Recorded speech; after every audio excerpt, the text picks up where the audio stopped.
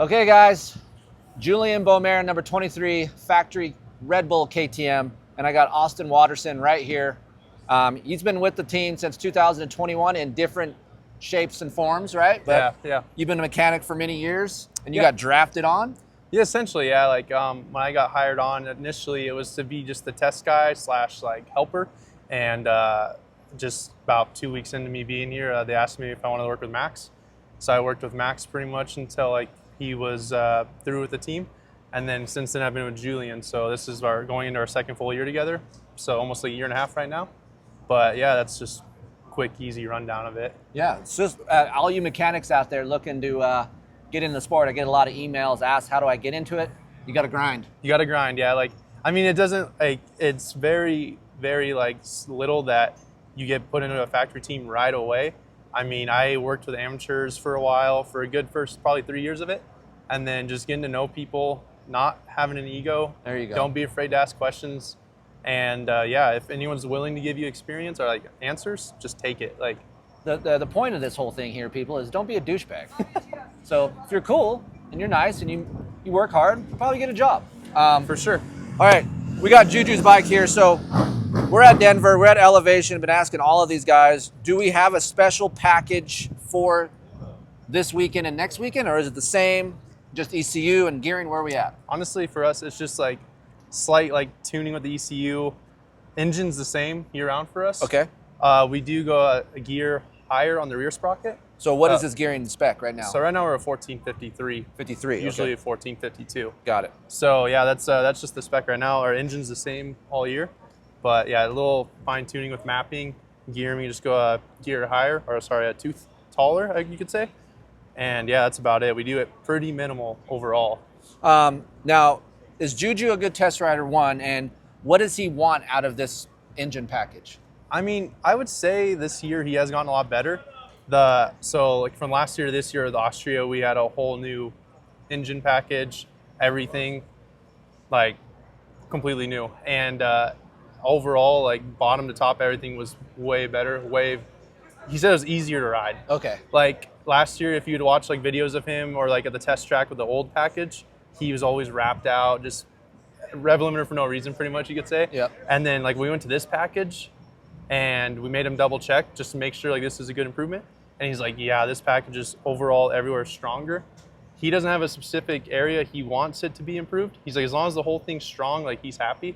But he said, yeah, like this year compared to last, it's been a big step for our team and everything. So he can definitely tell right away. I can tell, and I'm pretty good about watching these bikes and how these guys ride. It seems like you guys got more bottom end over the past year. I feel like as a KTM owner, if you're watching this, you know how your engine is. It's pretty smooth off the bottom and it's really nice through the mid and top. And in the past, it seemed like the factory bikes were similar that way. And obviously we talked to Jade and Chase got more front side. So I would assume Julian's got more bottom end this year. Yeah, for sure. Yeah. He's coming off the gate insane this year. Yeah, and that comes with like header options too. We're on a different header this year compared to last year. So just little things like that. And like, cause like last year, kind of like going off topic a little bit just for people, but like if we ran this header last year on the bike, it was almost harder to ride. Okay. But this year with this package, this header, it's like more linear powered, a little bit easier to ride. So he prefers it and enjoys it a lot more. Nice.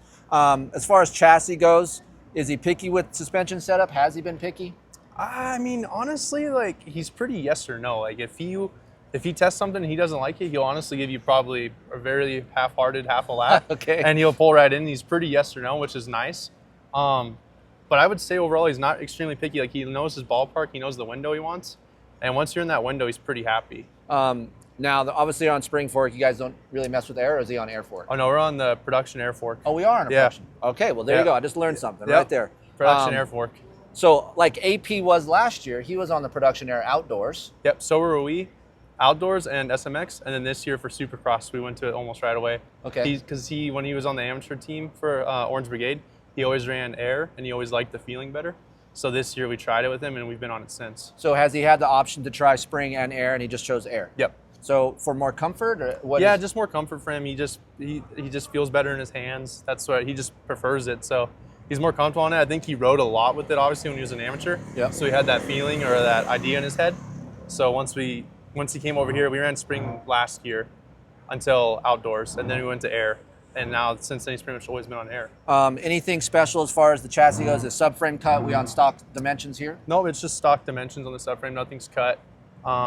Pretty much everything's standard, like foot pegs, standard position, subframe, standard position. Pretty, I would say, neutral overall. Okay. And then going off an engine mount, just looking at the chassis, looks like stock engine mounts? Yep. Okay. Just the stock solid engine mounts. And we got titanium across the board, with the pivots are different? The pivots, yeah, we have tie axles and a steel pivot. Steel pivot, okay. Yep. Stock shifter? Yep. Oh, no, that's a work shifter. That's a work shifter. Yeah. Looks like, yeah, oh yeah. It's a billet shifter. Take the glasses off, people, and you can see that. Yeah, billet, a little bit stronger. Length, same as stock? Yep, same. Okay. It's just a little bit beefier for, because we had problems in the past with just the shifters breaking. Yep. And it's just a crappy ordeal, so they beefing it up this year. Or actually, we had it last year too, but.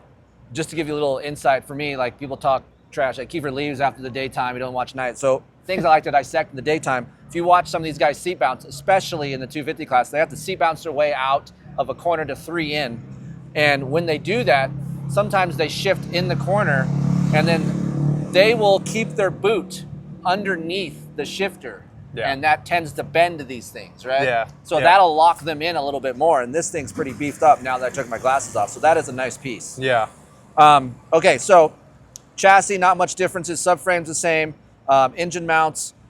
Is he particular about his cockpit in the fact that, you said these pegs, they look stock, but when we asked him off camera, these are 3D printed titanium. Yeah. Tell us about that. So it's just a piece from Austria. Like that's just how they come to us.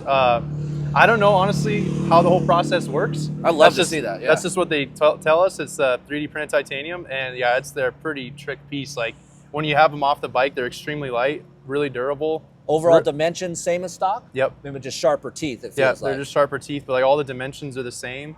And yeah, we're just on a standard position. We don't have them back forward or anything. But yeah, they're just more durable and they're pretty sharp when they're new.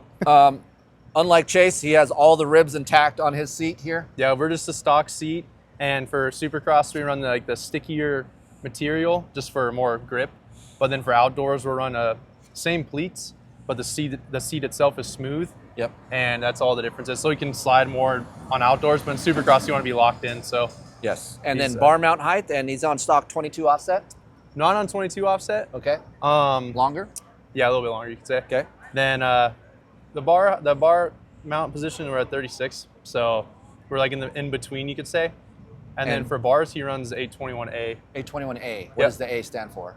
I honestly don't know what the A stands for. I know. But I want to hear it because I don't know. Cooper Webb started this back in the day.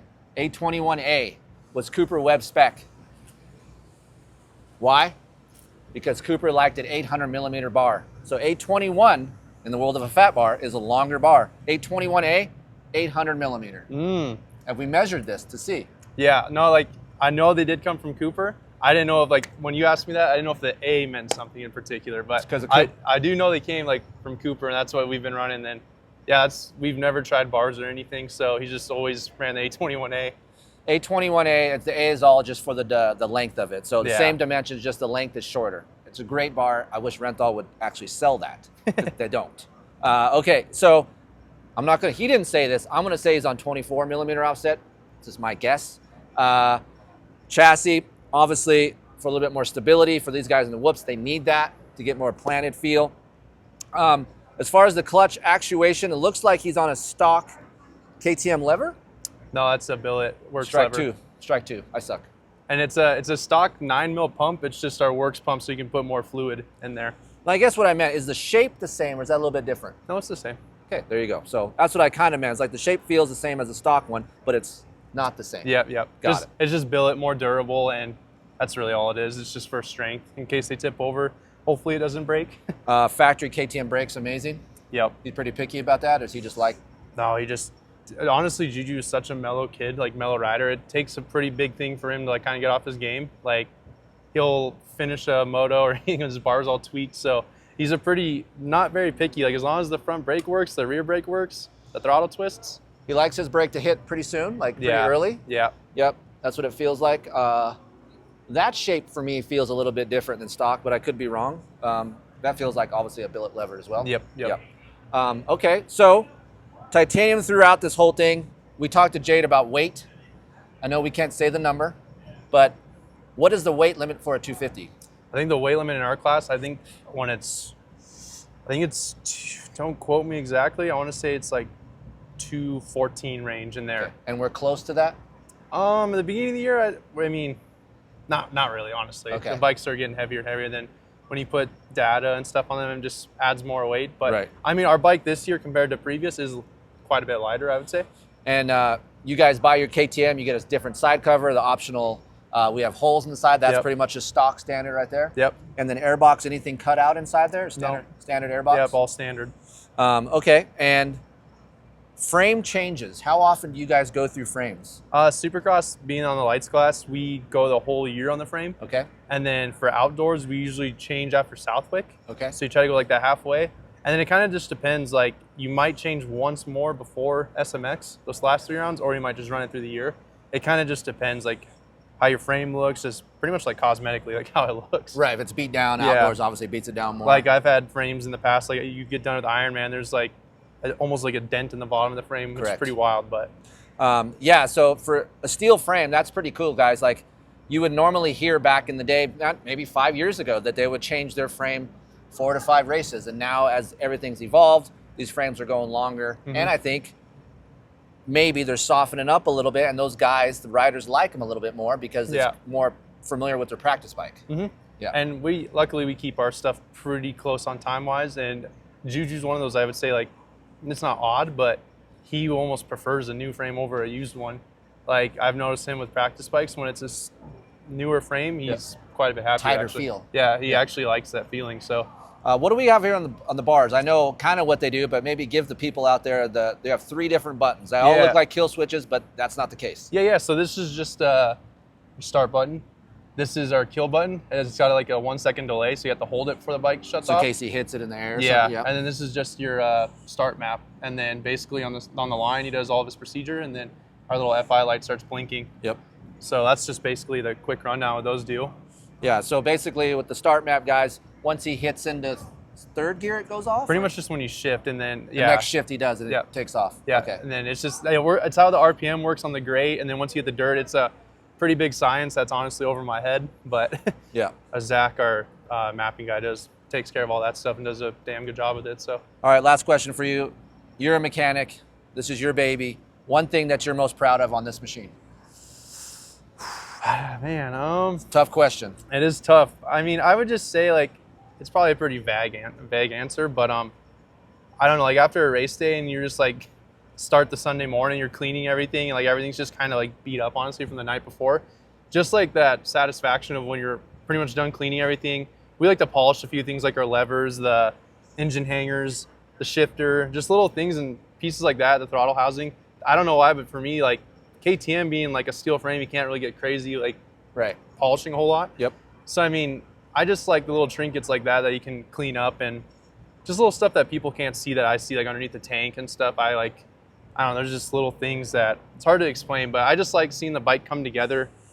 I don't know. Yeah, it looks good. I mean, especially when you have, for me, like I'm a big orange guy. It looks probably the poppiest out of all the bikes here. It looks really clean. So yeah, we appreciate you doing this for us. And if you can look for the number 23 here at Denver and Salt Lake.